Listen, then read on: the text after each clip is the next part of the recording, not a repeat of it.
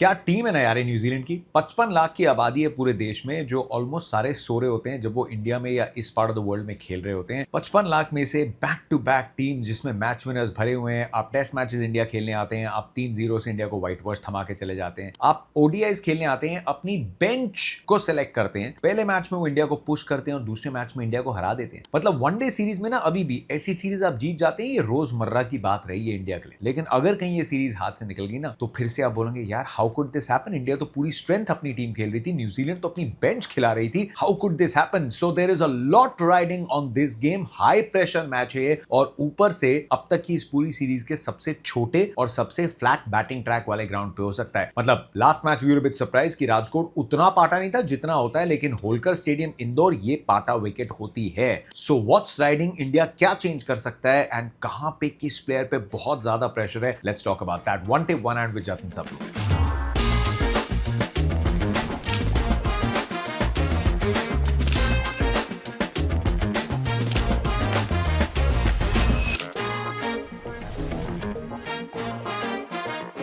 3-0 की उम्मीद जताई थी मैंने अपने सीरीज प्रीव्यू में, नहीं होने वाला। इंडिया के टॉप 4 सबके 100 आने चाहिए, नहीं होने वाला।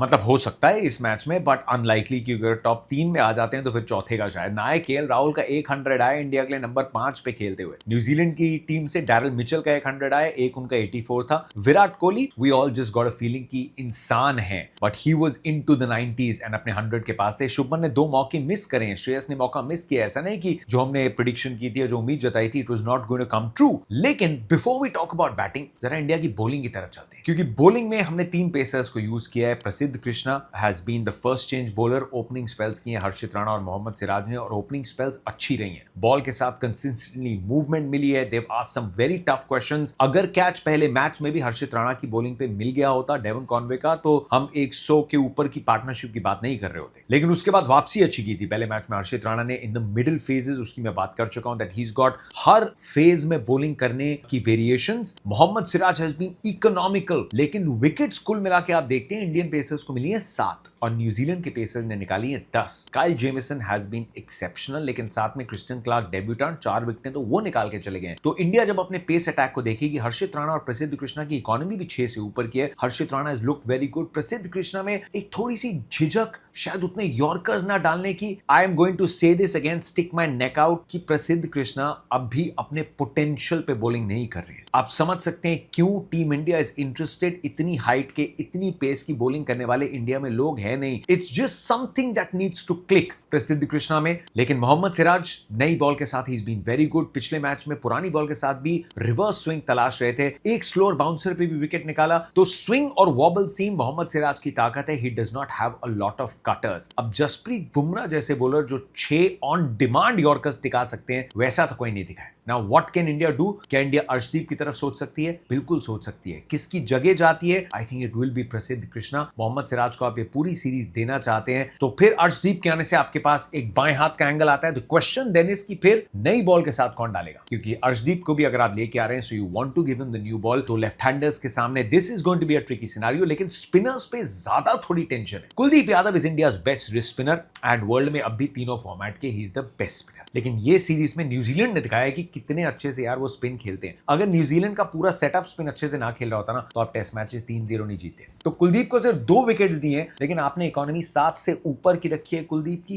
That is a massive victory. और पिछले मैच में स्टार्ट से ही कुलदीप पे अटैक किया, उन पे दबाव बनाए रखा। They know their strategies very well and एक टाइम पे लगा। एक कैच जरूर डैरल मिचेल का छूटा था, लेकिन तब तक 80 बना चुके थे और डोमिनेट करके खेल रहे थे। सो अगर कुलदीप यादव 2 स्पेल के बाद इफ यू कैन सी कि वो आइडियाज तलाश रहे हैं, he is looking a little out of ideas, तो you have done very well as an opposition. But Ravindra Jadeja is under the spotlight. Ravindra Jadeja पिछले मैच में बहुत रेयर होता है कि नंबर 6 पे जड्डू की बैटिंग आती है। बैटिंग आई और 60 की स्ट्राइक रेट पे वापस गए। मैं उस टाइम कमेंट्री में भी था एंड केएल राहुल ने 5-7 ओवर टू इंश्योर 118 के 4 के बाद और विकेट ना गिर जाए, एक थोड़ा सा स्टेप अप किया था। But you just got that feeling कि वो स्टेप अप उतना रविंद्र जडेजा से नहीं आ रहा था। And step up does not mean boundaries, लेकिन डॉट बॉल्स को कम करना, सिंगल्स और डबल्स को निकालना, जो बहुत बड़ी ताकत रही है जडेजा की। अब दबाव क्या है? दबाव साथ में बॉलिंग को देखिए। रविंद्र जडेजा ने 8 ओवर डाले, कोई विकेट नहीं मिली। पिछला मुकाबला 10 ओवर डाले, कोई विकेट नहीं मिली। What if I told you कि रविंद्र जडेजा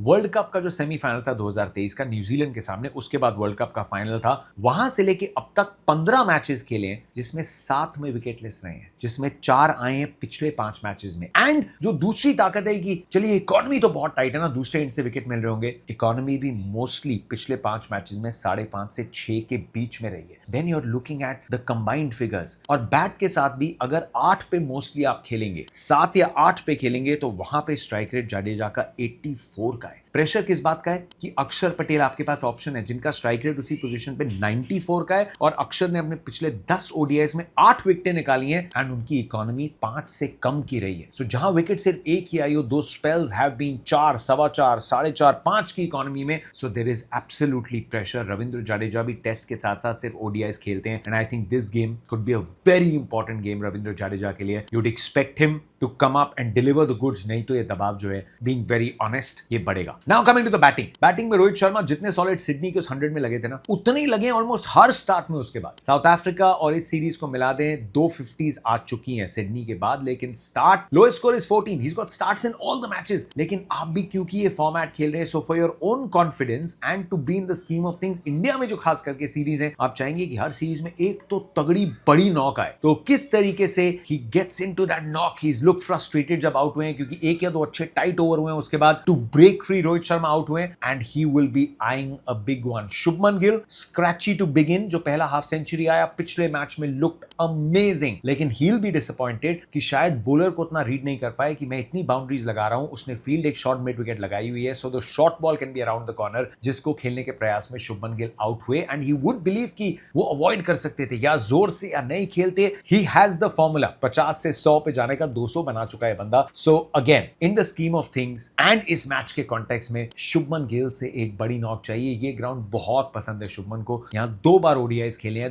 दोनों में 100 आए हैं शुभमन गिल के, so he is due for a big one. Virat Kohli, I am not even going to talk about him, क्योंकि एक 100 होते होते रह गया। पिछले मैच में थोड़ा सा चेकआउट हुए, but he will again B in the zone इस मुकाबले में। सरप्राइजिंगली होलकर स्टेडियम, जहां पे दिल खोलकर सब रन बनाते हैं, Virat is yet to really get going. आपको दिखेंगे स्टार्ट्स मिलने के बाद वो बड़ी नॉक नहीं आई है इस ग्राउंड पे, so he is got something to cover up. Shreyas Iyer again अब तो T20 इंटरनेशनल सेटअप में वापस आ गए हैं, तो इस मैच को जोड़ के अगले 3 T20 इंटरनेशनल के मैचेस हैं, that opens a big window of opportunity Shreyas Iyer के लिए। टीम के वाइस कैप्टन है, एंड आप उम्मीद करेंगे कि अगर उनको मौका मिलता है, होपिंग कि मौका 100 बनाने का ना मिले, कि ऊपर से रन आते रहे, लेकिन एक बड़ी फिनिश केएल के बैट से इज इंपॉर्टेंट। पर थोड़ा पता चलता है ना कि जब हार्दिक पांड्या नहीं है, आप नीतीश रेड्डी को खिला रहे हैं जो नीचे बैटिंग कर रहे हैं। पिछले मैच में अगर हार्दिक होते, so probably he would have come out to bat at number 5 और maybe at number 6। KL Rahul looked like an absolute dream in the last match, लेकिन हार्दिक अगर होते तो आप उनसे ज्यादा बॉलिंग भी करा पाते। नीतीश रेड्डी ने 2 ओवर बुरे नहीं डाले थे यार, उनसे एक्चुअली थोड़ी और बॉलिंग कराई जा सकती थी, और जब बैटिंग भी करने आए, इट वाजंट बैड, उन्होंने सिचुएशन को बहुत अच्छे से खेला, बट उतने ओवर्स उन्होंने किए नहीं। हार्दिक होते तो आप और ओवर्स करा सकते थे। वहां इंडिया ये भी सोच सकती है, अगर हार्दिक इस स्कीम में होते हैं, कि क्या आप 2 स्पिनर्स के साथ जाना चाहते हैं, क्योंकि वनडेज में मिडिल ओवर्स में अगर आप विकेट नहीं लेंगे तो आप मैचेस नहीं जीतेंगे, और मिडिल ओवर्स की विकेट की जो ज्यादा बड़ी जिम्मेदारी है वो स्पिनर्स की है। So there is a lot riding on this game. इस ग्राउंड पे इंडिया ने अपने सारे ओडीआई जीते हैं, पिछले जो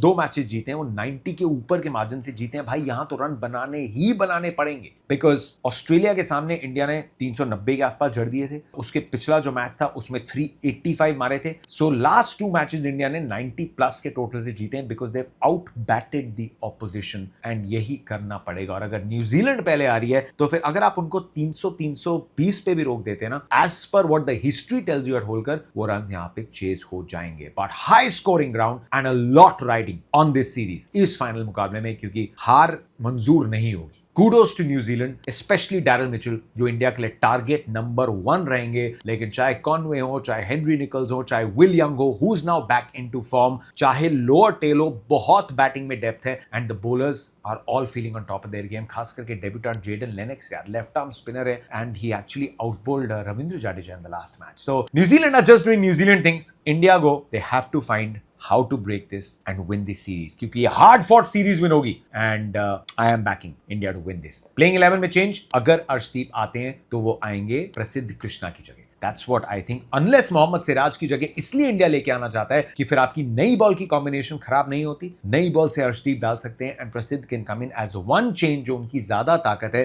हर्षित, अर्शदीप और Siraj, all three of them would like the new ball, और आप हर्षित को उनकी नई बॉल की उससे हटाना नहीं चाहेंगे to bring him as a first change. It is an option, is it your best option? Maybe not. So backing India to win this series, review और T20 है इसके प्रीव्यू लेके आऊंगा, where the big question now is Shreyas Iyer इस team में तो आगे हैं, will he continue and make it the World cup?